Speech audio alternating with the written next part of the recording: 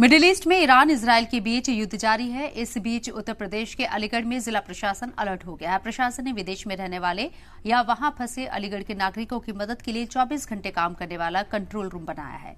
प्रशासन का कहना है कि अगर जिले का कोई भी व्यक्ति संघर्ष वाले इलाकों में फंसा है तो उसके परिवार वाले तुरंत हेल्पलाइन के जरिए जानकारी दे सकते हैं।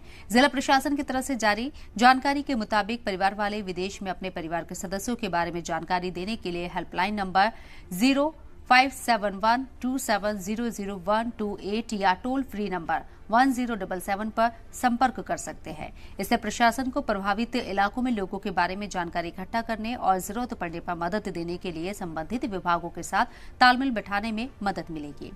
जिला मजिस्ट्रेट संजीव रंजन ने कहा है कि वेस्ट एशिया में ईरान और इजरायल के बीच बढ़ते तनाव को देखते हुए एहतियाती कदम उठाए गए हैं। डिस्ट्रिक्ट डिजास्टर मैनेजमेंट अथॉरिटी के इमरजेंसी ऑपरेशन सेंटर में 24x7 कंट्रोल रूम बनाया गया है।